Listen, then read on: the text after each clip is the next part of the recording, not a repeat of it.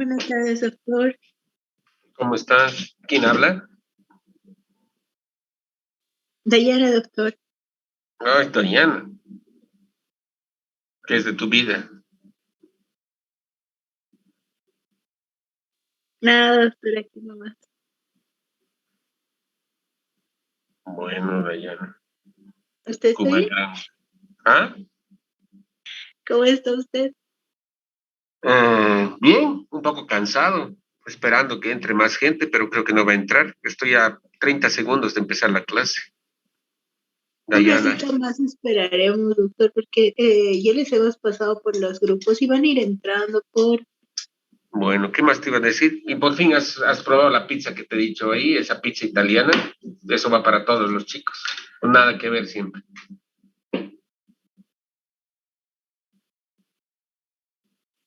No, todavía no, doctor, pero ya voy a ir, yo creo, Mm, esta semana. Es que no he tenido tiempo, perdón, pero de esta mm, semana no pasa. bueno. Bueno, chicos, vamos a hablar ahora de otra de las anemias. Pero esto involucra un número grande de entidades. Vamos a hablar de las anemias hemolíticas, pero más que hablar de las anemias hemolíticas, primero nos vamos a centrar a establecer el diagnóstico del síndrome hemolítico. ¿Cuándo nosotros vamos a sospechar que estamos frente a una anemia hemolítica? Muy diferente a la anemia ferropénica, muy diferente a las anemias macrocíticas, muy diferente a las anemias asociadas a enfermedad crónica. De alguna manera puede haber relación. Ayer habíamos hablado de la anemia hemolítica, digo, de la anemia macrocítica por la ausencia de ácido fólico, por ejemplo, un síndrome hemolítico, por un aumento de los requerimientos de ácido fólico. Eso es cierto. Pero en general, vamos a hablar en general, el común denominador de las anemias hemolíticas es el denominado síndrome hemolítico. ¿Y cómo hacemos el diagnóstico del síndrome hemolítico? ¿O qué es la hemólisis? Muy bien. Primeramente, tenemos que tener la certeza de la definición de lo que es la anemia hemolítica. Anemia hemolítica significa anemia por aumento en la destrucción de glóbulos rojos. Cuando los glóbulos rojos disminuyen en su vida media debido a una destrucción, eso es hemólisis. La hemólisis se puede producir en cualquier nivel. Puede producirse en forma intravascular o puede producirse en forma extravascular en el sistema reticuloendotelial. Todos sabemos que el glóbulo rojo normal vive entre 100 a 120 días. ¿Por qué el glóbulo rojo vive normalmente entre 100 a 120 días? Debido a ciertas características. Acuérdense que el glóbulo rojo es una célula muy especializada. El glóbulo rojo no se divide porque no tiene núcleo. El glóbulo rojo ya es una célula altamente especializada que tiene la función de transportar oxígeno desde los alvéolos hasta los tejidos. Y el glóbulo rojo vive 120 días debido a que tiene una membrana elástica y esa membrana elástica le permite ser muy dúctil, es decir, penetrar aquellos lugares donde inclusive el tamaño es inferior al mismo tamaño del glóbulo rojo. Hay sinusoides o hay capilares de menor diámetro, pero el glóbulo rojo, como es elástico, puede deformarse y puede penetrar a esos lugares. Segundo, el glóbulo rojo vive 120 días, acuérdense, casi 3 meses, debido a que tiene un sistema metabólico que genera energía y consumo de glucosa. El glóbulo rojo, ¿sí?, está vivo debido a que se produce glucólisis aeróbica. En su interior existen mitocondrias y esos mitocondrias mantienen la estabilidad energética del glóbulo rojo. La hemoglobina, eso es importante, la hemoglobina que está contenida dentro del glóbulo rojo se conoce como hemoglobina A del adulto. Es una hemoglobina, ¿sí?, madura, estable, que tiene en su interior, ¿sí?, un anillo tetrapirrólico que se llama protoporfiria 9, donde el hierro está en forma reducida, es decir, en forma de ion ferroso. Basta que el hierro se gane una valencia y se convierte en un férrico, en ion férrico, para que la hemoglobina, en lugar de ser, ¿sí?, oxihemoglobina, se convierta en metahemoglobina. Y la metahemoglobina, ¿sí?, es inestable y produce y precipita destrucción del glóbulo rojo. Entonces, para que ustedes vean, el glóbulo rojo se mantiene indemne y vivo durante estos 120 días porque tiene una membrana muy, muy especializada, elástica, tiene vías metabólicas que permiten la formación de energía y tiene una proteína en su interior muy estable, formada por una cadena o sea, un ovillo proteico formada por cadenas polipeptídicas cuaternarias, cadenas alfa y cadenas beta. El hecho, por ejemplo, de que exista alteración de las cadenas alfa o beta precipita una alteración de la hemoglobina, ya sea desde el punto de vista cuántico o cualitativo, y eso precipita mayor destrucción del glóbulo rojo. Y, por último, el hierro tiene que estar siendo en forma reducida. El hecho de que el hierro esté en forma oxidada induce a que la hemoglobina sea inestable y precipite también destrucción del glóbulo rojo. Muy bien. Cuando el glóbulo rojo empieza a envejecer normalmente en condiciones fisiológicas, se vuelve más rígido. Por lo tanto, tiene dificultad para poder atravesar la microvasculatura y los macrófagos son ávidos de encontrar estos glóbulos rojos viejitos y se los fagocitan, ¿verdad? ¿Dónde se produce principalmente la fagocitosis de los glóbulos rojos? A nivel del sistema retículo endotelial del vaso.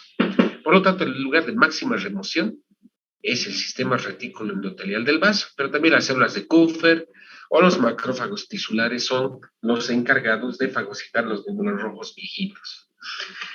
La médula ósea, acuérdense, es el sitio donde se produce la proliferación, la maduración, la diferenciación de todos los precursores que originan las células maduras circulantes.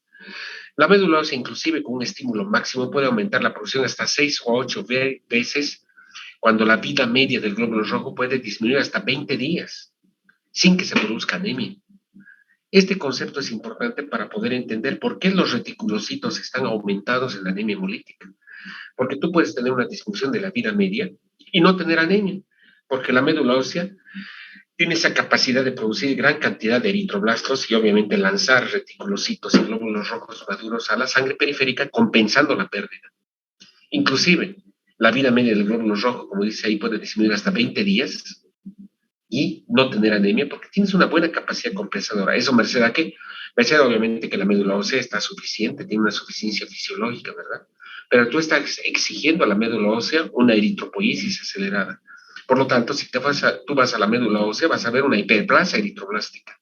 Acuérdense, los eritroblastos son los precursores de la serie roja. Entonces, esto está originando, obviamente, ¿sí?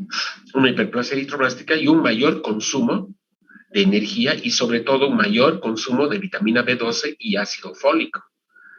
La vitamina B12 no se agota, ¿verdad? Porque tiene sus reservas suficientes, pero sí el ácido fólico se puede agotar y puedes precipitar una anemia megaloblástica secundaria, una crisis hemolítica.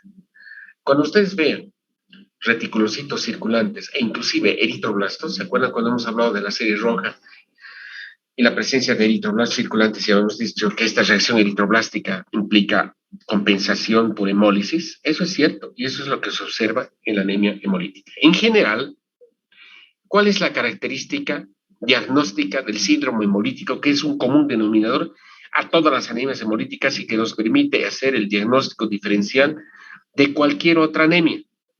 Son todas estas pautas. Primero, a diferencia del resto de las anemias crónicas, la ferropenia, la ferropenia, la anemia asociada a enfermedad crónica, la insuficiencia renal crónica terminal, las anemias macrocíticas crónicas, por ejemplo, por una anemia perniciosa, o cualquier otra anemia, el común denominador de las anemias hemolíticas es el hecho que hay una disminución rápida, aguda de las cifras de hemoglobina. Obviamente es un común denominador, porque también hay algunas anemias hemolíticas crónicas. Por lo tanto, una característica. Tú la semana pasada tenías 16 gramos de hemoglobina y resulta que vas al seguro universitario a una consulta porque te has sentido mal, has empezado a palidecer y resulta que después de una semana te haces un hemograma y tienes 7 gramos de hemoglobina. En una semana has perdido prácticamente la mitad de la masa globular. Hay dos posibilidades. O has sangrado o has hemolizado. Si has sangrado, obviamente tendrías que tener manifestaciones de sangrado y no tienes manifestaciones de sangrado, a menos que tengas una hemorragia digestiva interna o una hemorragia interna. Pero en esos casos, ¿cuál es la clínica? Hipotensión, taquicardia, pulso filiforme, o sea, datos de choque, ¿verdad? Para perder la mitad de tu masa globular. Por lo tanto, una característica es la disminución rápida de hemoglobina. En general, el común denominador de las anemias hemolíticas o del síndrome hemolítico es tener una anemia normocítica normocrómica, ¿sí? Como es una anemia normocítica normocrómica y una disminución rápida de las cifras de hemoglobina por pérdida de masa globular, la médula ósea compensa eso aumentando las cifras de reticulocitos. Habíamos dicho, solo hay dos anemias regenerativas, o la hemorragia aguda o la hemólisis. En la hemorragia aguda también una disminución rápida de la hemoglobina. En la anemia hemolítica también hay disminución rápida de la hemoglobina. En ambas hay aumento de los reticulocitos. Pero ¿cuál es la diferencia? La anemia hemolítica se caracteriza muchas veces porque la hemoglobina se libera al plasma y luego se elimina por la orina, sobre todo cuando hay hemólisis intravascular. Una de las causas de hemólisis intravascular, por ejemplo, puede ser una picadura de serpientes. Resulta que te pica una serpiente, inyecta hemolicinas y produce una crisis hemolítica intravascular. Los glóbulos rojos se destruyen dentro de la circulación y que liberan hemoglobina. No hay hemoglobina libre, chicos. Toda la hemoglobina está contenida entre los glóbulos rojos. Pero sí, tenemos una anemia hemolítica intravascular, las cifras de hemoglobina libre circulante se hacen presentes y van a aumentar, ¿verdad? Entonces, para las orejas dices, pucha, hemoglobina libre, eso significa que hay anemia hemolítica intravascular. Y haces un examen general de orina, y en el examen general de orina hay hemoglobinuria. Resulta que la hemoglobina está presente en 4 cruces. Ojo, no es hematuria, es hemoglobinuria. Y hay que distinguirla de la falsa hemoglobinuria, porque puedes tener hematuria donde los glóbulos rojos en el sedimento urinario han estallado. Pero en este caso, la verdadera hemoglobinuria es la presencia de hemoglobina libre en el plasma con presencia de hemoglobina libre en la orina. Ustedes saben que la hemoglobina es un pigmento que puede precipitar en los túbulos renales y puede originar cilindros, ¿sí? Cilindros hemáticos, pero también puede originar bloqueo tubular de tipo túbulo intersticial y tener manifestaciones de tubulopatía intersticial por una crisis hemolítica, por hemoglobinuria. Normalmente la hemoglobina no puede estar libre en el plasma. ¿Por qué? Porque produciría hemoglobinuria y produciría nefropatía tubulointersticial. Por lo tanto, existe una proteína que se sintetiza en el hígado que forma un complejo porque va a ir a estabilizar y va a formar un complejo uniéndose a la hemoglobina libre. Y ese complejo está dado por una proteína que se llama aptoglobina. La aptoglobina se sintetiza en el hígado. Todos tenemos aptoglobina. Pero la aptoglobina está característicamente disminuida, sobre todo en hemólisis intravascular, cuando se produce hemoglobina libre en el plasma. ¿Por qué? Porque la aptoglobina se une a la hemoglobina libre y por lo tanto no hay aptoglobina libre. Si nosotros medimos los niveles de aptoglobina circulantes, la aptoglobina siempre va a estar libre, ¿me entienden? O sea, va a estar disminuida. La aptoglobina libre va a estar disminuida porque toda la aptoglobina forma un complejo con la hemoglobina y al formar ese complejo se produce metalbúmina y la metalbúmina al final va a ser fagocitada por el sistema reticular endotelial y se va a producir aumento de la bilirrubina indirecta, ¿verdad? Ya sea se produzca hemólisis intravascular con la producción de aptoglobina, con hemoglobina libre y formación de metalbúmina, de manera que el sistema reticular endotelial fagocite a ese complejo, o bien cuando se produce una hemólisis extravascular. Cuando se habla de hemólisis extravascular es la hemólisis o la disminución de la vida media del glóbulo rojo por fagocitosis de los glóbulos rojos en el sistema reticular endotelial. Un ejemplo, el vaso puede producir fagocitosis de glóbulos rojos. Por ejemplo, en una anemia hemolítica autoinmune donde se forman anticuerpos que se opsonizan o se pegan en la membrana del glóbulo rojo, son detectados como complejos inmunes ajenos y se va a producir hemólisis extravascular. Una característica fundamental y casi patognomónica de la anemia hemolítica es el aumento de bilirrubina indirecta. ¿Por qué? Porque el glóbulo rojo es capturado, ¿sí?, por el macrófago y en su interior se divide la globina y se divide la protoporfina 9 y el hierro. De la misma manera, la aptoglobina está unida a la hemoglobina libre. Cuando es fagocitada, la hemoglobina va a degradarse en globina y en protoporfina 9 y hierro, y la protoporfina 9 se va a catabolizar hasta biliverdina y luego bilirrubina indirecta. Por lo tanto, aunque lo que está aquí de amarillo, acuérdense, la anemia hemolítica se caracteriza, uno, por anemia normocítica normocrómica, reticulocitos aumentados y bilirrubina indirecta. En la hemólisis intravascular, chicos, inicialmente la bilirrubina indirecta es normal, todavía no se está produciendo fagocitosis de ese complejo, ¿verdad? ¿Me están entendiendo? Pero cuando se produce hemólisis extravascular, sí se produce aumento de bilirrubina indirecta. Entonces, ¿cuál es la característica del síndrome hemolítico? Uno, disminución rápida de la hemoglobina, por lo tanto hay anemia normocítica, normocrómica de rápido inicio, reticulocitos siempre aumentados y bilirrubina indirecta aumentada. Siempre que vean eso, van a pensar en un síndrome hemolítico. Y cuando los niveles de bilirrubina indirecta suben por encima de 2.5 miligramos por decilitro, precipita en los tejidos y produce ictericia. Entonces el paciente, en lugar de estar más bien pálido, está ictérico. Muy bien. Se produce hemosiderina en orina, obvio, porque el hierro, ¿sí? El hierro libre de la hemoglobina libre va también a eliminarse por la orina. Entonces, si nosotros hacemos una tinción de ferricianuro de potasio o una tinción de Pearls en el sedimento urinario, vamos a ver hierro en la orina. La hemólisis produce también eliminación de hierro por la orina. Como hay un aumento de bilirrubina indirecta, la bilirrubina indirecta se transporta al hígado para conjugarse, ¿verdad? Y al conjugarse aumentan los niveles de bilirrubina conjugada, que es eliminada por la bilis. En la anemia hemolítica la bilirrubina directa es normal. ¿Por qué? Porque rápidamente va a eliminarse por la bilis, por el conducto biliar hacia el intestino, y no va a producirse, y no se va a producir aumento de hiperbilirubinemia directa. La característica es indirecta aumentada y directa normal, pero sí va a haber un aumento de urobilinógeno fecal, y puede haber, por lo tanto, ¿sí?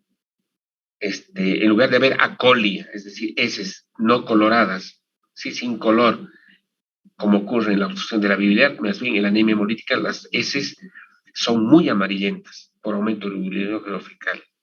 Si nosotros vamos al frotis de sangre periférica y evaluamos un hemograma, ¿qué nos reportan los bioquímicos y los biólogos? Que va a haber cambios morfológicos en la sangre periférica. Va a haber macrocitosis. ¿Por qué? Porque va a haber aumentos de reticulocitos y los glóbulos rojos son jóvenes y esos glóbulos rojos jóvenes son grandes, ¿verdad? Va a haber normoblastemia o eritroblastosis. En algunos casos se puede observar no solamente aumentos de reticulocitos, sino eritroblastos en sangre periférica. Basta que vean un eritroblasto en sangre periférica con aumento de bilirrubina indirecta, con anemia y con reticulocitos aumentados, eso es anemia hemolítica hasta no demostrar lo contrario. ¿Qué es la basofilia difusa? Es la presencia de puntos basófilos en los glóbulos rojos, porque son los glóbulos rojos que todavía tienen restos nucleares que pueden verse como un halo punteado basófilo. Una característica de la anemia hemolítica es el aumento de la isoenzima 1 de deshidrogenasa láctica. Siempre que vean ustedes una anemia hemolítica, pidan deshidrogenasa láctica y van a tener, sí, un aumento de estos niveles. Por lo tanto, en general, ¿cuál es la característica de la anemia hemolítica? Anemia normocítica normocrómica, reticulocitos aumentados, aumento de bilirrubina indirecta.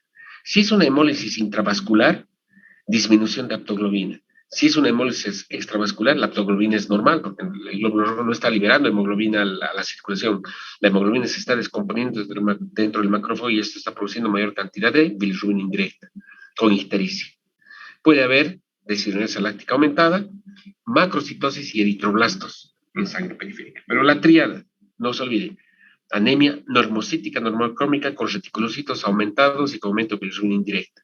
La anemia ferropénica no tiene esa característica. La anemia asociada a enfermedad crónica no tiene esa característica. La anemia de las leucemias no tiene esa característica. ¿Por qué? Porque es una anemia más bien regenerativa. Las únicas anemias con reticulocitos aumentados, ojo, sangrado o hemólisis. Pero en el sangrado es obvio, ¿verdad, chicos? No va a haber ictericia, no va a haber bilirrubina indirecta aumentada y lo que hay es choque hipovolémico. En cambio, en los pacientes que tienen anemia hemolítica, siempre hay reticulocitos aumentados y tendencia a que la bilirrubina indirecta esté aumentada. Esto es fundamental. Si ustedes entienden esto, va a ser súper fácil establecer el diagnóstico. Ahora bien, si esto está presente desde el nacimiento y realizada la historia clínica, tú tienes historia familiar de que tu tío, tu hermano, tu abuelito también estaban histéricos y tenían anemia y tenían algún problema en la sangre, lo más probable es que tú tengas una anemia hemolítica hereditaria congénita y habrá que ver cuáles son las causas.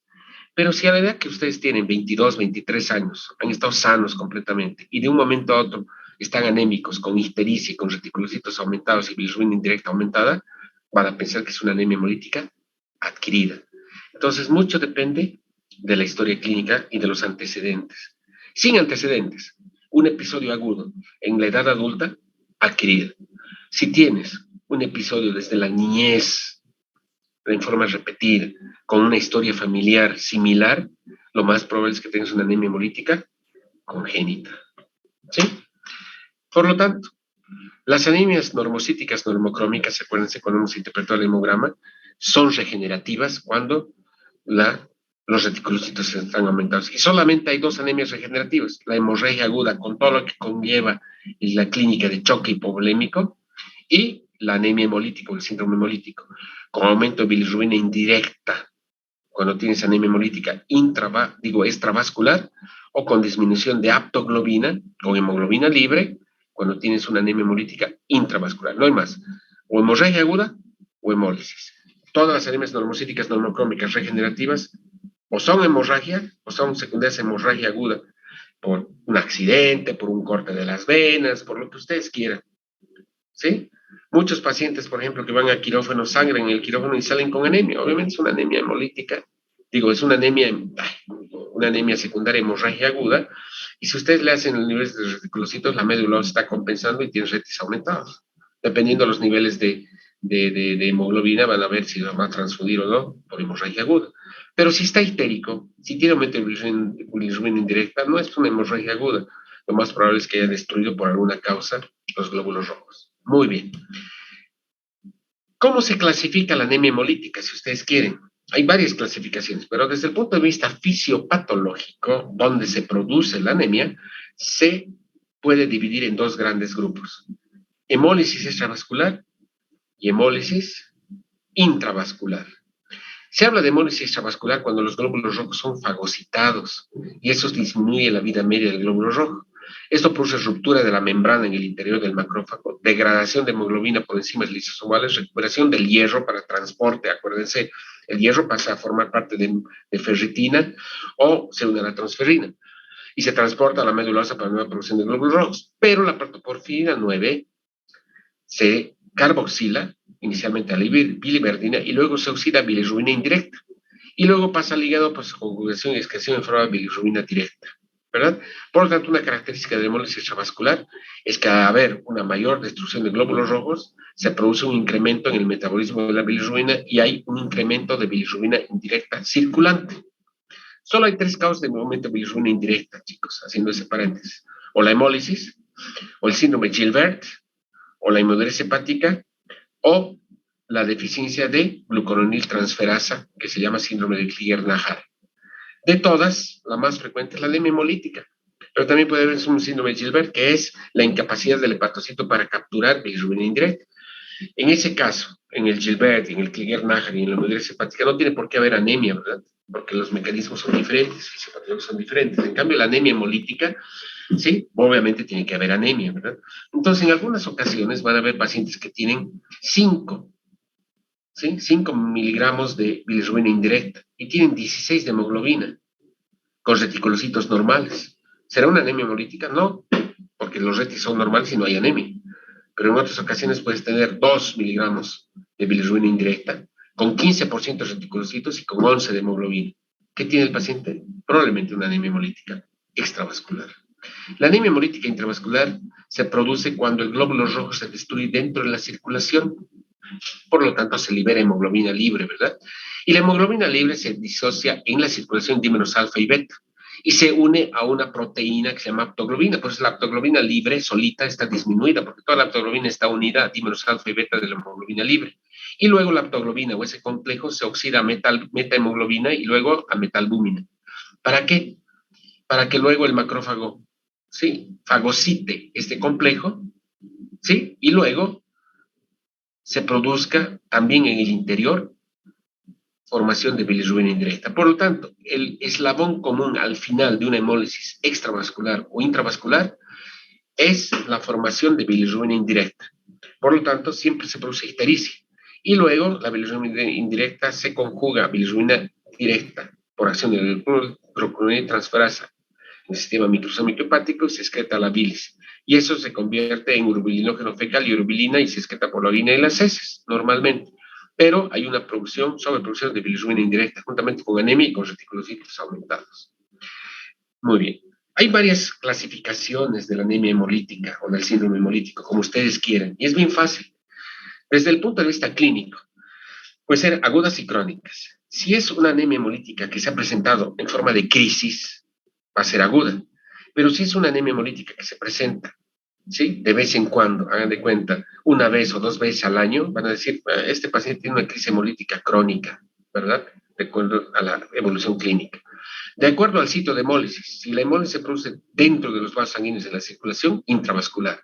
Si se produce en el sistema retículo endotelial del vaso, del hígado o de los órganos, o sea, del intestino o de la médula ósea, es decir, en el sistema retículo endotelial, y es extravascular, ¿verdad? Intravascular, por ejemplo, una anemia hemolítica por hemolicinas, una anemia hemolítica por defecto de glucosa 6-fosfato deshidrogenasa, como vamos a ver más adelante, o una anemia hemolítica intravascular por una crisis drepanocítica, es decir, una anemia de células falciformes. O puede ser extravascular, por ejemplo, las anemias hemolíticas adquiridas de tipo autoinmune, donde son autoanticuerpos que van a ir a opsonizar la membrana de la plaqueta del glóbulo rojo y cuando pasan por el sistema reticuloendotelio son fagocitadas. Desde el punto de vista etiológico, desde el punto de vista de la historia clínica, pues hereditarias y adquiridas. Hereditarias cuando existe una historia familiar y seguramente se ha trasladado o se ha heredado un gen deficiente que hace, por ejemplo, que haya una alteración de la membrana. Un ejemplo, la microesferocitosis hereditaria. O anemias hemolíticas adquiridas, el paludismo, por ejemplo, el paludismo no lo heredas, lo adquieres. O la autoinmunidad, tú formas tus propios autoanticuerpos y los autoanticuerpos no originan anemia hemolítica de tipo hereditario, son adquiridos. Y desde el punto de vista patogénico, intrínseca y extrínseca, eso es bien interesante. Cuando el defecto que origina la hemólisis es del propio glóbulo rojo, se llama intracorpuscular. Generalmente los defectos intracorpusculares son hereditarios porque está la estructura anormal del glóbulo rojo, es la estructura, la membrana o la hemoglobina o los sistemas enzimáticos, ¿sí? O la deficiencia de formación de energía o la alteración del equilibrio osmótico del propio glóbulo rojo. Por eso son defectos intrínsecos, intracorpusculares. Puede haber efectos extracorpusculares. Si bien, por ejemplo, el paludismo altera el equilibrio osmótico porque el plasmodio se introduce al interior del glóbulo rojo, es algo externo, ¿verdad? Por eso es extracorpuscular.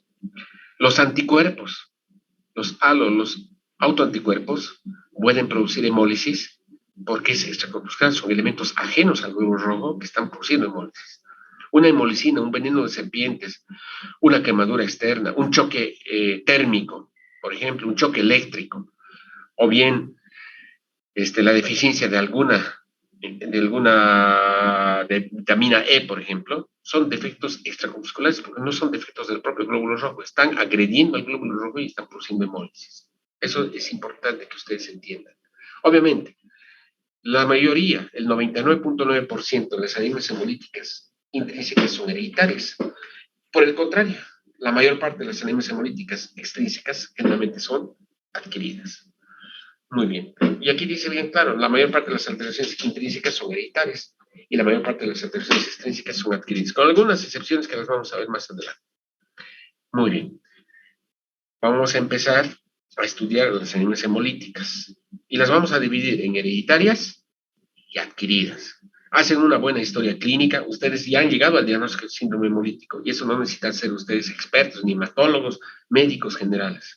¿Qué es lo que caracteriza a la anemia hemolítica? Anemia normocítica normocrómica, ictericia, reticulocitos aumentados, desinasa láctica aumentada. Si ustedes hacen esa disquisición, tienen esos laboratorios simples y hacen una historia clínica, van a llegar al diagnóstico, es una anemia hemolítica.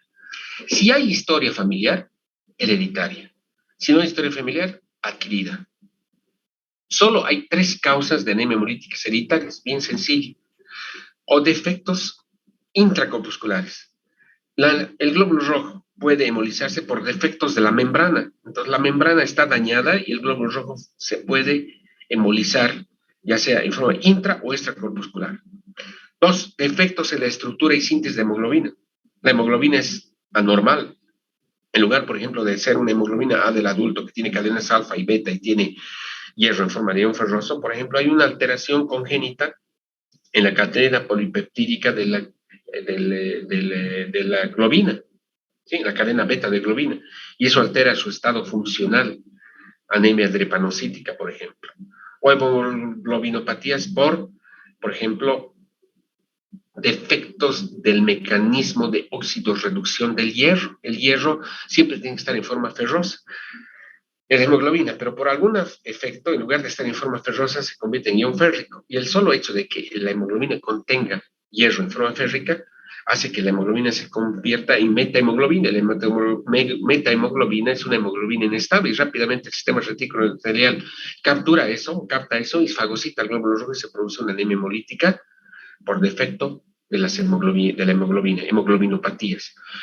O bien defecto de enzimas de la glicólisis. Acuérdense, la glicólisis aeróbica facilita energía. Si hay defectos enzimáticos por una mutación, por ejemplo, una enzima que es una proteína que interviene en la síntesis de energía, se produce falta de energía y el glóbulo rojo se muere, ¿sí? O metabolismo o alteraciones del metabolismo de nucleótidos o de las enzimas del mecanismo que mantiene el fenómeno de oxidorreducción.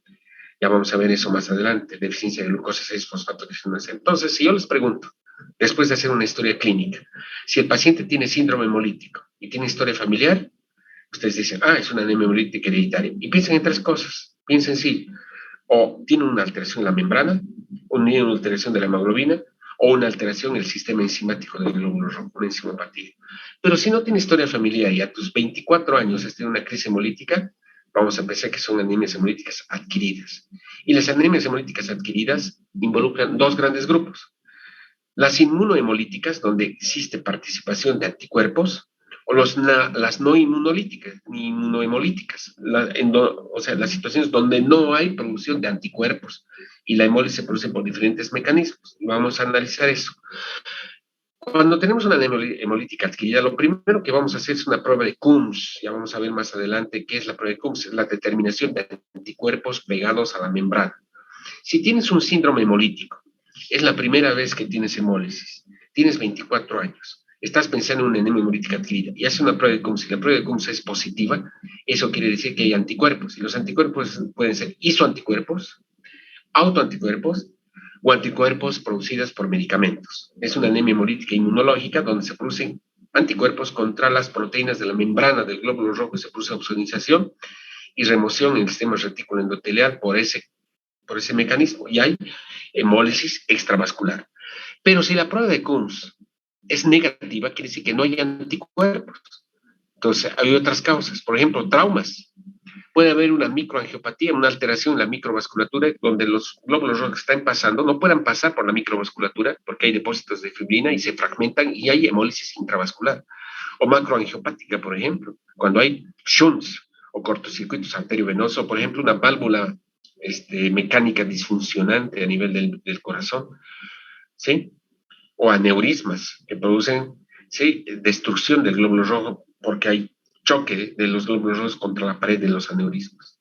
O infecciosa, miren el paludismo, la bartonelosis, la babesiosis, aquí falta babesiosis, la babesi, la bartonela o el plasmodio, sí, pueden producir una anemia hemolítica adquirida, no inmunológica.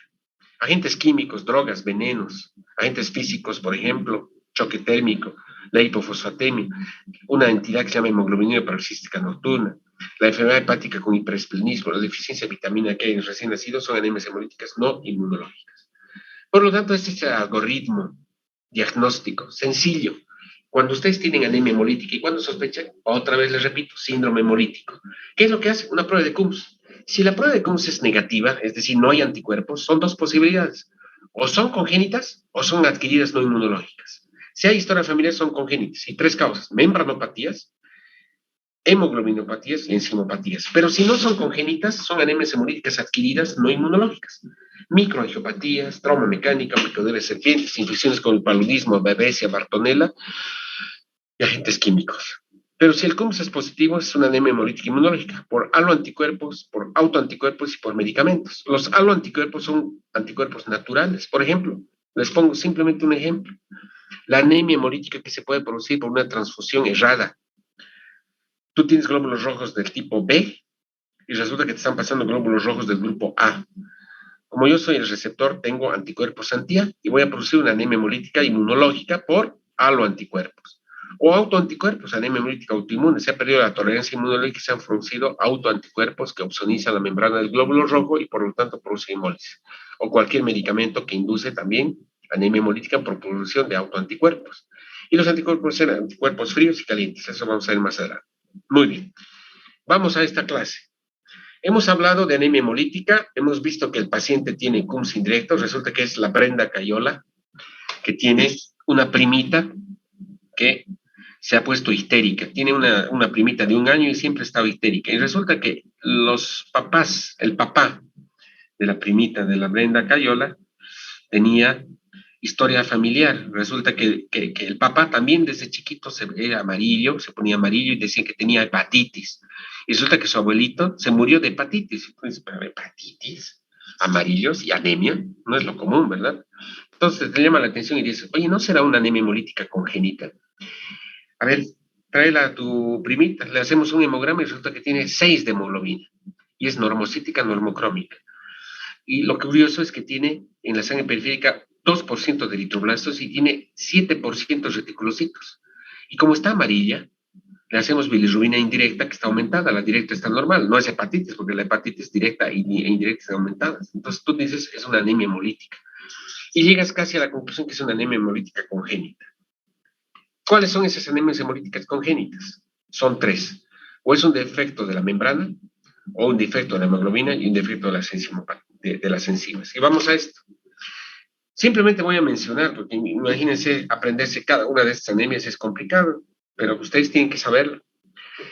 ¿Cuáles son las anemias hemolíticas congénitas de tipo hereditario por defectos de la membrana del glóbulo rojo? Son de 3 tipos. Defectos del citoesqueleto, defectos de la capa lipoproteica y trastornos de la permeabilidad. ¿Cuáles son las enfermedades? Cuando hay defectos del citoesqueleto, vamos a ver en un ratito más, hay 4 entidades, 4 enfermedades que son, ¿sí?, hemolíticas, anemias hemolíticas, con alteraciones de la membrana del glóbulo rojo por alteraciones del citoesqueleto. El citoesqueleto permite que el glóbulo rojo sea elástico, y al no ser elástico, es fagocitado por el sistema reticular endotelial en partes, y disminuye el área de la membrana. Y está la esferocitosis hereditaria, la eliptocitosis hereditaria, que puede ser común, o llamada ovalocitosis hereditaria, eliptocitosis estomatocítica y piropoiquilocitosis, así se llaman estas entidades cuando hay eliptocitos, la acantocitosis y la estomatocitosis. Cuando hay defectos de la capa lipoproteica, acuérdense, en la membrana no solamente hay proteínas, sino hay lipoproteínas. Se producen 3 enfermedades: síndrome McLeod con acantocitos, la deficiencia de glicoforina C, la glicoforina es una base glicoproteica, y el síndrome RH nulo, muy diferente del RH negativo. En el RH negativo hay antígeno RH, pero es de minúsculo. En el RH nulo resulta que no hay, ¿sí?, una proteína, una lipoproteína en la membrana. Esa lipoproteína es la base estructural del grupo sanguíneo RH. Y al no tener RH y al ser RH nulo, es una RH, no se determina. Y la membrana es totalmente anormal y el glóbulo rojo es muy lábil y puede ser fagocitado y produce hemólisis. Y trastornos de la permeabilidad iónica, o sea, usted sabe, la membrana permite la entrada y salida controlada de agua. Cuando se altera la permeabilidad, el glóbulo rojo se puede hinchar y se llama hidrocitosis congénita. O se puede crenar, se puede deshidratar y eso se llama serocitosis congénita. Y se observa estomatocitos y dianocitos, células en blanco de tiro, cuando hay alteraciones de la permeabilidad. Para poder entender la membrana del glóbulo rojo, esta es la membrana del glóbulo rojo, hagan de cuenta, estructuralmente con microscopía electrónica. En la parte externa hay una bicapa lipoproteica, ¿verdad? Que hay lipoproteínas donde están ancladas proteínas. Una proteína se llama glicoforina, otra se llama banda 3, que es el canal iónico. Esta es la membrana. ¿Ven? Puede haber membrana, puede haber alteraciones de la membrana por alteraciones de esta bicapa lipoproteica, las lipoproteínas y ¿sí?, las proteínas que están ancladas. Por debajo hay una serie de proteínas contráctiles que hace que el glóbulo rojo sea muy elástico. Tenemos la anquirina, que es una bisagra que comunica a la banda 3 de la membrana externa con la membrana elástica interna, la espectrina, la abducina, la actina, la dematina, la tropomiosina. Entonces son proteínas contráctiles. ¿Qué pasaría si hay defectos de estas proteínas? El glóbulo rojo no se puede contraer y es muy inestable. ¿Qué pasa si se altera la permeabilidad iónica por una alteración, una mutación, y no hay presencia de banda 3? O el glóbulo rojo se hincha o el glóbulo rojo se crena. O si no hay glicoforina. La glicoforina es la base estructural, es una glicoproteína estructural que aquí nacen las proteínas antigénicas de los glóbulos, digo, de los grupos sanguíneos. La glicoforina es la base estructural, por ejemplo, del grupo sanguíneo A, B, O y del RH. Si hay una mutación y no hay glicoforina, ¿sí? No va a haber grupos sanguíneos. En este caso, por ejemplo, no hay grupo sanguíneo RH por una alteración y eso hace que la membrana esté alterada, ¿verdad? Entonces, para que ustedes vean cómo la membrana, merced a esa a esa elasticidad y al hecho de que exista la capacidad de formarse y transportar oxígeno, el glóbulo rojo es inestable, digo estable, produce un movimiento neto de agua. Pero cuando hay alteraciones de la membrana, puede hincharse o puede crenarse, y eso produce una hemólisis por alteraciones de la membrana. Miren, y esto es lo que se observa en la sangre periférica, y así nos damos y hacemos el diagnóstico: síndrome hemolítico, con historia familiar, con aumento de bilirrubina indirecta, y nos dicen que hay glóbulos rojos chiquitos e hipercrómicos. Son pelotitas de ping-pong, son microesferocitos, una microesferocitosis hereditaria. O glóbulos rojos elípticos, miren, una eliptocitosis hereditaria. O glóbulos rojos crenados, ¿sí? Una acantocitosis. O glóbulos rojos hinchados que tienen como bocas, porque los glóbulos rojos se deben ver así, ¿verdad? Chicos, miren, estomatocitosis hereditaria. Cuando vemos esto en un recién nacido que tiene anemia hemolítica, que tiene ictericia, ¿en qué pensamos? En una anemia hemolítica congénita con alteraciones de la membrana. Pueden ser alteraciones del citoesqueleto, alteraciones de la bicapa lipídica o alteraciones de la permeabilidad. La enfermedad más frecuente es la microesferocitosis hereditaria. Se debe a un trastorno genético y tiene esta prevalencia 1 cada 2000 en países en Europa, ¿no? Pero aquí también hay microesferocitosis, más en individuos en raza blanca.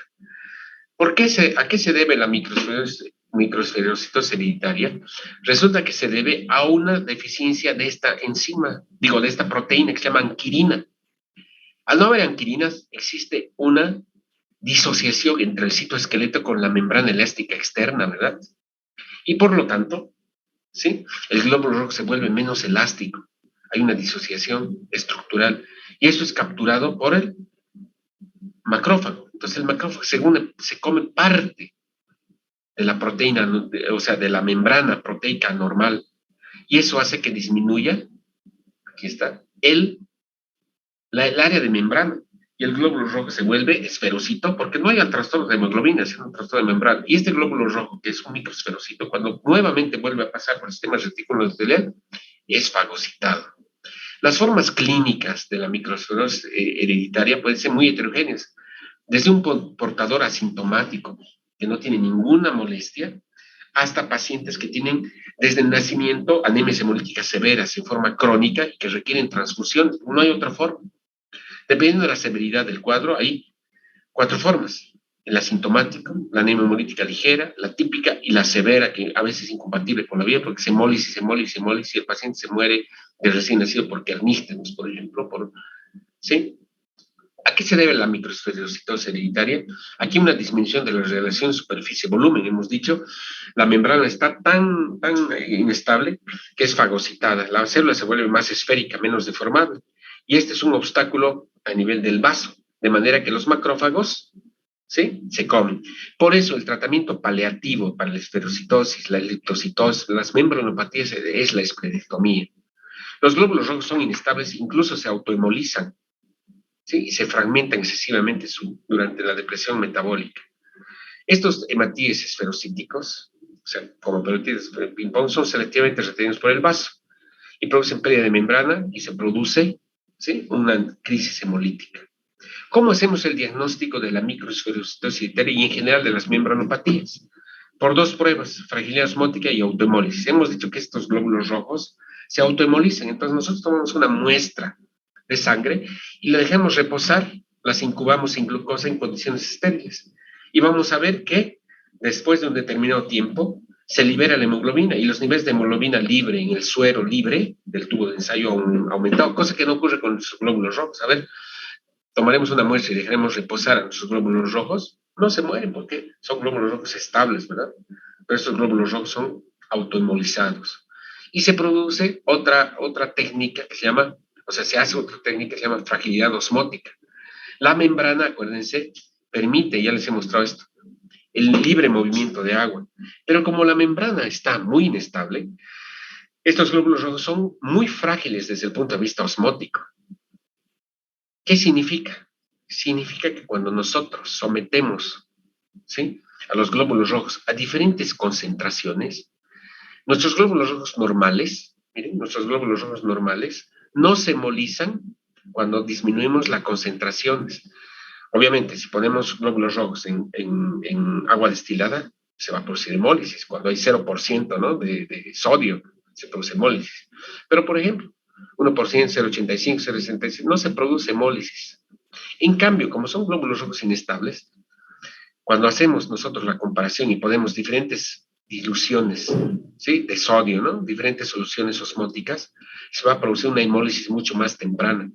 Y en la curva vamos a ver que, por ejemplo, ya se produce hemólisis a 0,85%. Acuérdense, 0,9% es la solución fisiológica. Pero miren, baja un poquito la cantidad de sodio y se vuelve un poquito más hipotónico, ¿sí? El medio interno, en este caso, simulamos en el laboratorio, tenemos una solución un poquito más hipotónica y ya se produce hemólisis. ¿Por qué?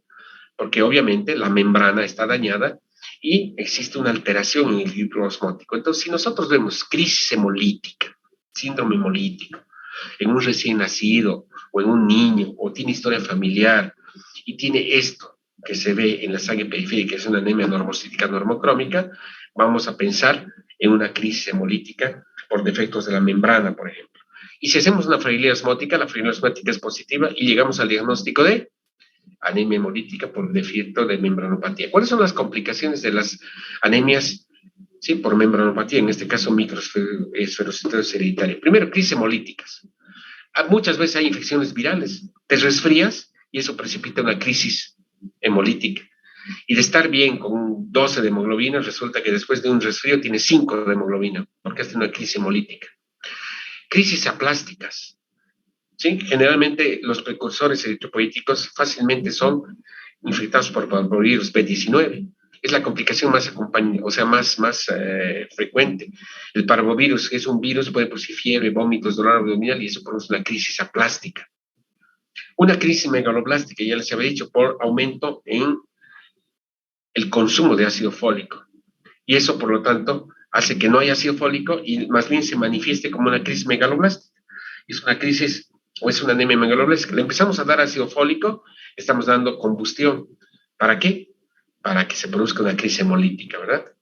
Es frecuente encontrar, por ejemplo, cálculos en niños, una litiasis vesicular y una litiasis en la vía biliar. ¿Por qué? Porque al haber un mayor aporte de bilirrubina indirecta, la bilis se vuelve litogénica y eso hace que se produzca, ¿sí?, precipitación de bilirrubina juntamente con colesterol y con sales biliares se produzcan cálculos. Y no es infrecuente ver, por ejemplo, niños de 5, 6, 7, 8 años que tienen cálculos en la vía biliar, cálculos en la vesícula biliar. Y muchas veces el diagnóstico se hace porque el paciente se pone histérico, pero no histérico por hemólisis, histérico por una obstrucción de la vía biliar.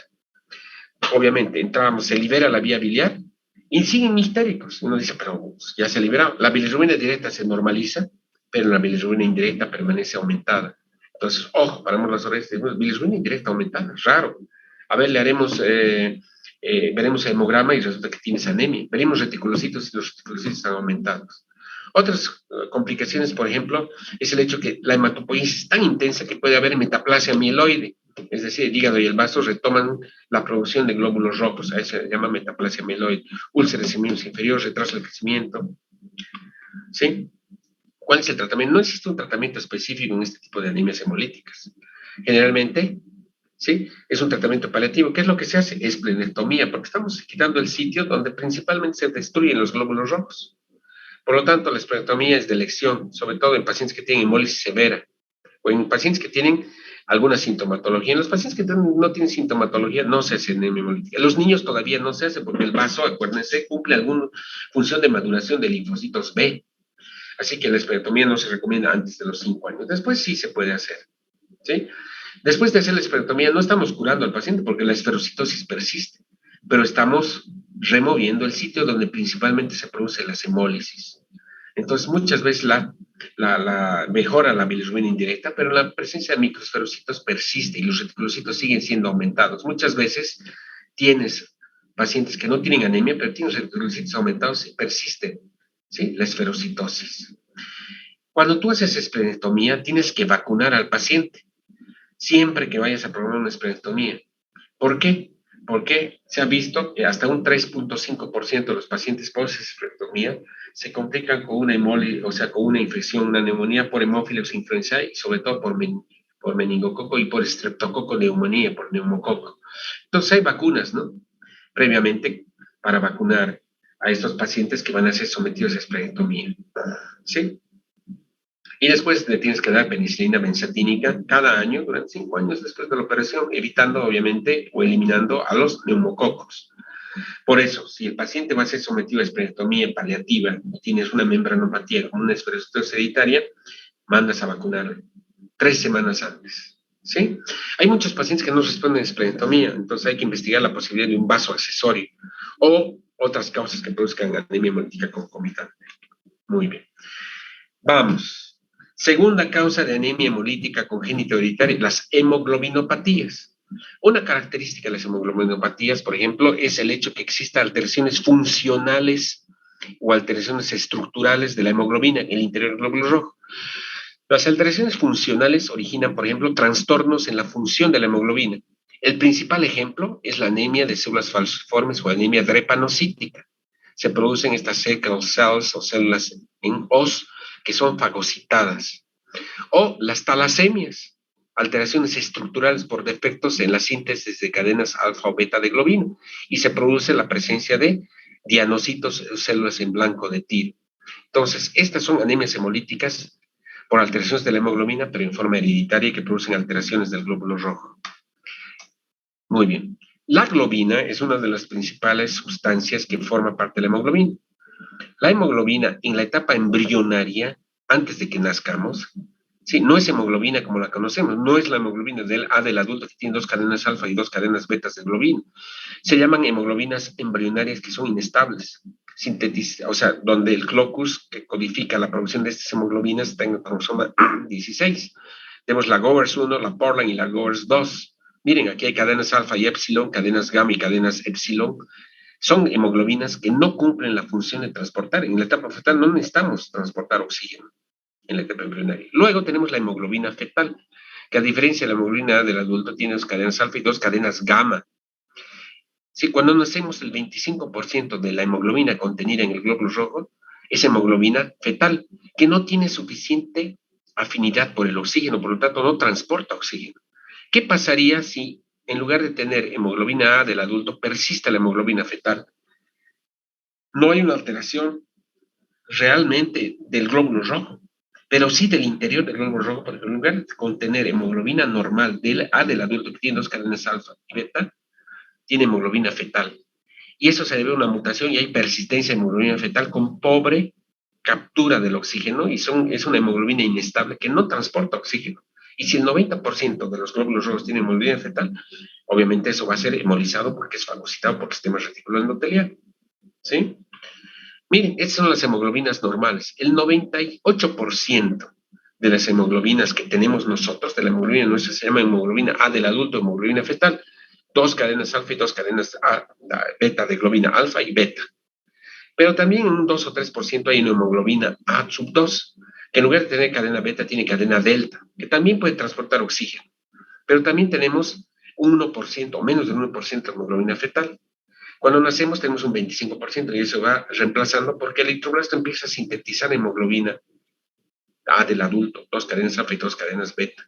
Pero aquí las cadenas gamma y las cadenas alfa, que sustituye cadenas gamma.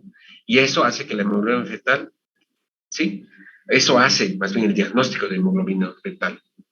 Las hemoglobinopatías Simplemente en forma general estamos hablando, pueden ser cualitativas y cuantitativas. Las cualitativas son alteraciones de la función de la hemoglobina. Y merced a eso, por nomenclatura, tenemos diferentes tipos de hemoglobina.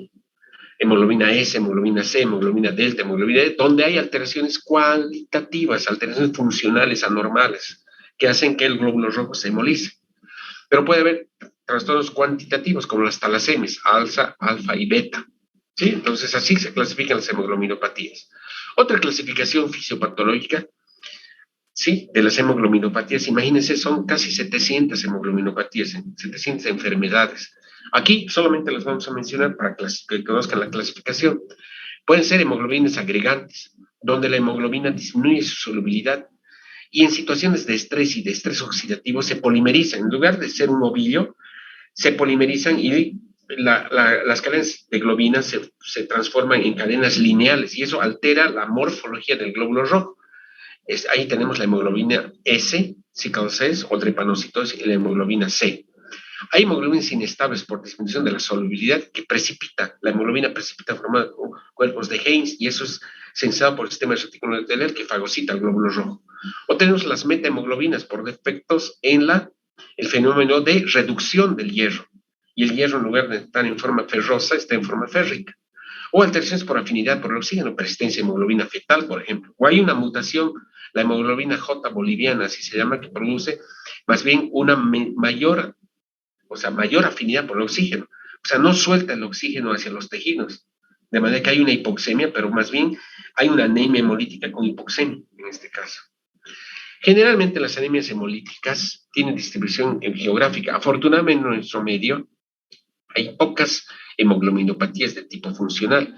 Las hemoglobinopatías funcionales generalmente están a nivel de Europa y del África y del Asia. Miren, aquí están las talasemias, defectos cuantitativos en las síntesis de cadenas alfa y beta, donde la principal prevalencia está en los países del Mediterráneo, pero obviamente nosotros descendemos de españoles, de italianos, de franceses, ¿sí? O tenemos la anemia de células falciformes del África, prevalente en negros, en negritos, por eso en el Brasil, en Haití, en lugares, en Colombia, en el Ecuador, o en Centroamérica, o en Estados Unidos, donde hay gran población negra, puede haber anemias de células falciformes. La hemoglobinopatía C en el África occidental. Y tenemos otro tipo de hemoglobinopatías en el Asia, ¿verdad? ¿Cuál es la característica? Alteraciones funcionales y estructurales. La más frecuente se llama anemia de células falciformes o hemoglobinopatía S, ojalá estén entendiendo.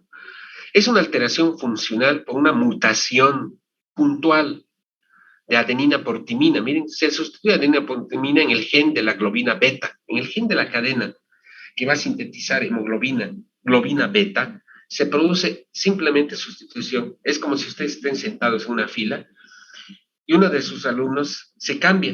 Yo voy a estar en el primer lugar y tú vas a estar en el tercer lugar. El solo hecho de que se cambien no altera la estructura, pero altera la funcionalidad.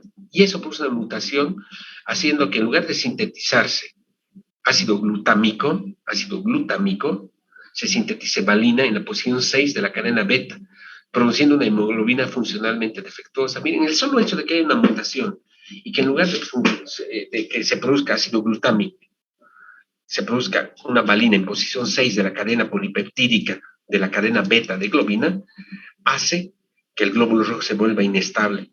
Y cuando hay situaciones de estrés, se depolimeriza. Y eso hace que se formen cadenas, ¿sí?, lineales beta. Y en lugar de estar en forma en ovillo y darle una estructura bicóncava al glóbulo rojo, se produce en esta estructura. ¿Y qué va a pasar? El sistema retículo endotelial va a capturar eso y se va a producir hemólisis. Aparte, estos glóbulos rojos son inestables y son rígidos y se van a apelotonar en la microvasculatura para producir crisis isquémicas, por ejemplo. Miren, aquí está. La cadena normal beta, ¿sí?, tiene adenina. Y cuando es sustituida por timina, en lugar de producir ácido glutámico, produce valina. Y el hecho de que haya valina, mira que está prolina, valina, ácido glutámico. Aquí hay prolina, glutámico, glutámico. En lugar de que haya prolina, glutámico, glutámico, hay prolina, valina, glutámico. Y esta metiche valina que está sustituida por esta mutación puntual, hace que en la cadena beta, en lugar de ser normal, sea anormal y se produzca esta situación. Y se produzca esto. Es el glóbulo rojo normal.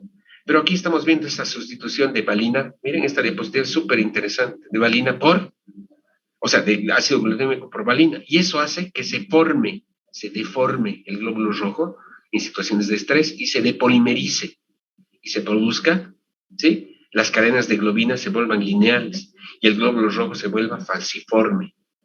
Cuando no hay situaciones de estrés, el glóbulo rojo sigue siendo normalito, pero cuando hay situaciones de estrés, una infección o el hecho de, por ejemplo, subir a la altura o cualquier situación que produzca un estrés, hace que estas cadenas se polimericen y se produzca esta célula. ¿Sí? Y miren, se produce esto, células falciformes. ¿Cómo establecemos el diagnóstico? Por una prueba que se llama electroforesis de hemoglobina. Entonces, desnaturalizamos la hemoglobina. Normalmente la hemoglobina A, nuestra hemoglobina normal es esta. Se hereda hemoglobina A del papá y de la mamá y tenemos una sola hemoglobina A del adulto. Pero a veces tenemos hemoglobina AS, es un rasgo falciforme. Heredamos hemoglobina A normal y hemoglobina S. Y aquí aparece una banda normal. Aquí tenemos hemoglobina S y hemoglobina fetal. Hemoglobina S, hemoglobina A y hemoglobina fetal. O sea, cada posición, cada hemoglobina es diferente, ¿no? Cuando hacemos un estudio de electroforesis, simplemente para mencionarles. ¿Qué es lo característico? Esto en el frotis, células falciformes. ¿Qué manifestaciones, cómo se manifiesta la anemia de células falciformes? ¿En forma heterocigota o en forma homocigota o heterocigotos complejos? Los heterocigotos son rasgos falciformes, generalmente son asintomáticos. Heredamos solamente, como esta, heredamos una hemoglobina A normal de la mamá y estamos heredando la mutación S. Solamente se llama rasgo falciforme, son asintomáticos, no se va a producir nada. Pero los homocigotos, cuando heredamos SS, toda nuestra hemoglobina va a estar anormal, porque va a ser una cadena anormal. Cuando tengamos una crisis, ¿sí?, falciforme, vamos a tener una anemia hemolítica falciforme. O a veces vamos a tener una herencia por otra alteración de la hemoglobina C, un 25%, o una anemia falciforme con talasemia menor, que es menos del 1%. La mayor parte son homocigotas. Entonces, cuando tenemos un paciente que tiene una crisis hemolítica, sí, vamos a ver esto. A esto se llama anemia drepanocítica.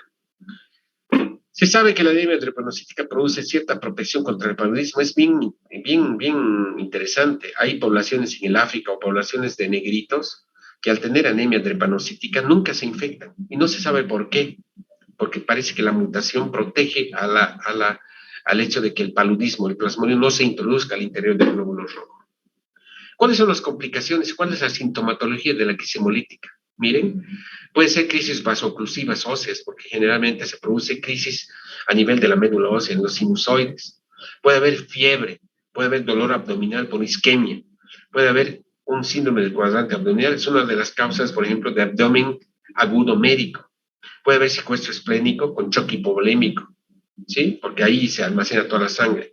Accidentes cerebrovasculares por apelotonamiento de estas células a nivel de la microvasculatura vascular. Puede haber crisis hemolíticas con aplasia medular, ¿sí? Porque hay infección por parvovirus B19, igual que en la anemia por membranopatías, que la microesclerosis hereditaria. Puede haber priapismos. Esas son las complicaciones y las manifestaciones de una crisis de células falciformes. Puede haber complicaciones crónicas, aquí están, renales con insuficiencia renal, oculares con ceguera, hipertensión pulmonar. O sea, todo esto conlleva el hecho de tener crisis hemolíticas crónicas debido a esto. Finalmente vamos a hablar de otra de las anemias hemolíticas congénitas que se llama talasemia. Talasemia viene de la anemia o sangre marina. Las talasemias son alteraciones en la síntesis de cadenas alfa o beta por mutaciones. ¿Por qué? Porque resulta que la talasemia está presente especialmente en poblaciones del mar Mediterráneo. Y son dos tipos de talasemia, las talasemias alfa y las talasemias beta. Las talasemias alfa por defecto en la síntesis de cadenas alfa. Por lo tanto, hay una alteración en la síntesis de hemoglobina y por eso el glóbulo rojo es chiquito y es pálido, es microcítico, hipocrómico, pero por defecto. Generalmente son personas de descendencia africana, mediterránea y del sudeste asiático. Muchos somos descendientes de españoles o descendientes de italianos que viven alrededor del mar Mediterráneo, pero esto se ha ido diluyendo, ¿verdad? Los genes se van diluyendo. ¿Por qué? Porque hay mucho mestizaje, afortunadamente. La talasemia beta, defectos en la síntesis de cadenas beta. ¿Cuáles son signos? Obviamente el síndrome hemolítico en general, con esplenomegalia, hiperplasia médula ósea, requieren múltiples transfusiones estos pacientes desde niños. Obviamente hay que hacer estudios genéticos y análisis justamente de las cadenas alfa, defectos de cadenas alfa y beta. Y son todas estas para clasificar, solamente las voy a mencionar. El rasgo talasémico, la talasemia grave, la talasemia mayor, la talasemia menor, la anemia de Cooley, con algunas características. Las vamos a mencionar nada más. Lo que sí quiero que sepan es que son alteraciones o hemoglobinopatías por defectos estructurales. Y aquí están los signos y los síntomas, dependiendo. La talasemia alfa, desde el rasgo talasémico, que solamente heredas un gen mutado, hasta severos cuando tienes un rasgo, o sea, una talasemia homocigota. Lo mismo talasemia beta. La característica, síndrome hemolítico. Y esta es sí, vamos a ver eritroblastos, sí, microcitosis, hipocromía, células en blanco, y vamos a ver alteraciones esqueléticas. ¿Por qué? Porque se produce gran cantidad de hematopoiesis a nivel, por ejemplo, de los sitios de los huesos planos, y vamos a ver un cráneo en cepillo, así se llama, hipertelorismo. Esta es la característica con ictericia. Finalmente, la tercera causa de las anemias hemolíticas congénitas o hereditarias son los defectos de las enzimas, defectos enzimáticos. Y los defectos enzimáticos pueden ser defectos de las enzimas de la vía glucolítica, o enzimas de las pestosas, o defecto de las enzimas del metabolismo de los nucleótidos. Sé que esto es complicado para ustedes, pero es fácil entender. Hemos visto anemias hemolíticas, no es por defecto de membrana, no son hemoglobinopatías, entonces vamos a pensar defectos de las enzimas. ¿Y cuándo se presenta defectos de las enzimas? Dentro de estas, la causa más frecuente de hemólisis por defecto de las enzimas es la deficiencia de glucosa 6-fosfato deshidrogenasa. Al igual que la hemofilia, la mujer, la mamá, es una mutación, es un defecto genético ligado al cromosoma X y tiene mucha prevalencia, casi 400 millones de personas somos o tienen un defecto enzimático. Y esto se hace presente, por ejemplo, cuando estás expuesto a productos como naftalenos, algunos medicamentos, el agua tónica, resulta que te echas un gin con agua tónica o un cinganito con agua tónica y crisis hemolítica.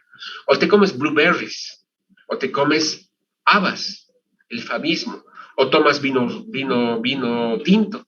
Después de tomar vino tinto tienes una crisis hemolítica, es bastante frecuente, chicos. Son esos pacientes que llegan con una crisis hemolítica y no se sabe, no tienen membranopatías, no tienen hemoglobinopatías, no tienen anticuerpos, es un CUMS negativo. Resulta que tienen deficiencia de esa enzima y no sabían que tenían esa enzima. Por ejemplo, tenemos el fabismo. Resulta que las habas tienen vicina y convicina, así se llaman, son sustancias. Y cuando hay un defecto, una deficiencia de esta enzima, no es capaz, no metabolizas estas sustancias y el glóbulo rojo sufre una crisis hemolítica. ¿Por qué? Porque resulta que la deficiencia de glucosa protege el efecto oxidativo que tienen estas sustancias sobre la hemoglobina. Por lo tanto, se produce una crisis hemolítica de tipo oxidativo por comer habas, debido a que no eres capaz, por el efecto de esta deficiencia, de eliminar esta vicina y convicina de las habas, y estas sustancias producen un efecto oxidativo, formar radicales libres dentro del eritroblasto, y se produce crisis hemolítica.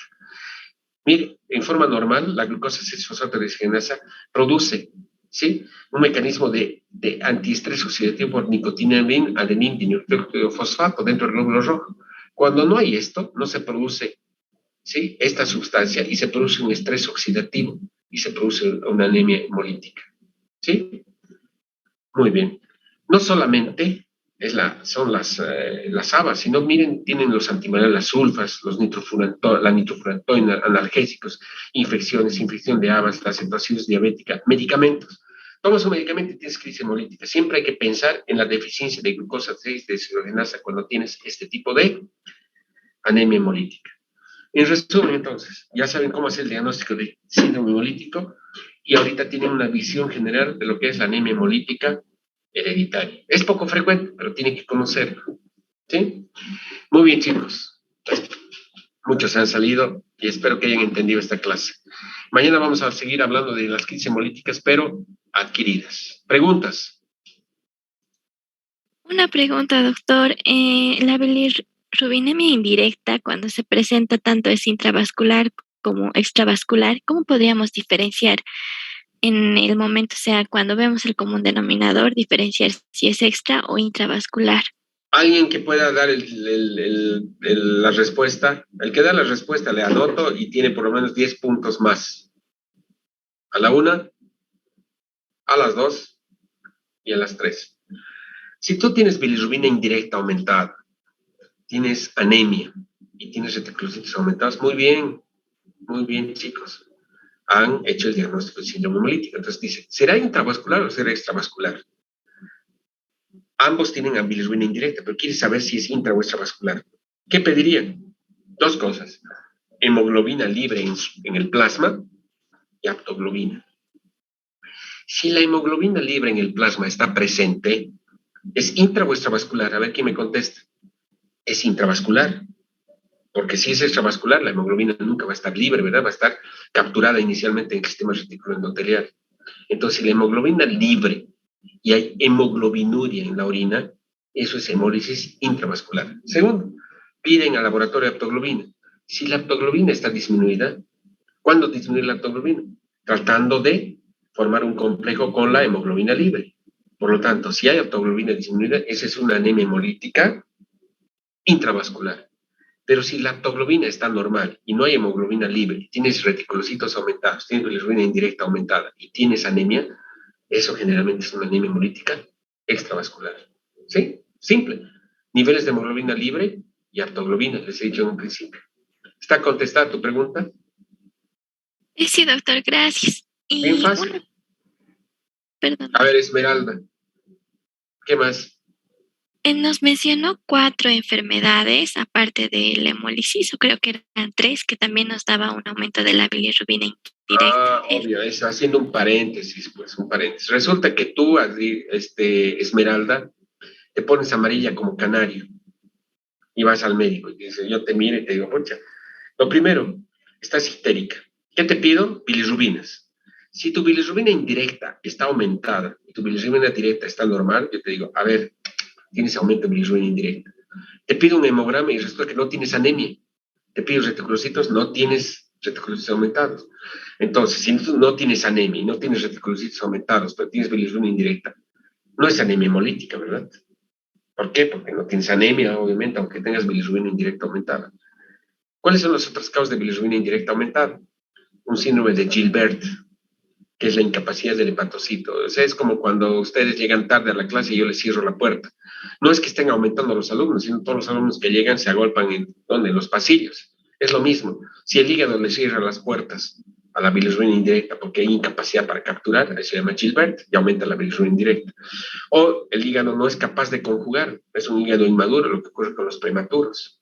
¿Sí? Aumento de bilirrubina indirecta por inmadurez hepática. O más grave, no tienes glucoroniltransferasa y por lo tanto no tienes cómo conjugar la bilirrubina indirecta. Y aunque no tengas anemia, o sea, no tienes anemia, aquí el problema está en el hepatocito. ¿Qué vas a producir? Ictericia con carnísteros y el paciente es sincopativo con la vida y se va a morir por Kliger-Najar. ¿Contesta tu pregunta, Esmeralda? Sí, doctor, muchísimas gracias. ¿Alguien más? Se han dormido, chicos. No les gusta la hematología, la ven muy compleja. Pero bueno, así nomás es. Y esto simplemente, les he dicho, es una pincelada. Solamente he mencionado ejemplos. ¿Sí? Lo importante es el síndrome hemolítico. Bueno, vamos a descansar. ¿Ya? Mañana clase, les paso el enlace, probablemente sí, nuevamente a las 7. Buenas noches. Hasta luego, Hasta chicos. mañana, doctor, gracias. Hasta luego.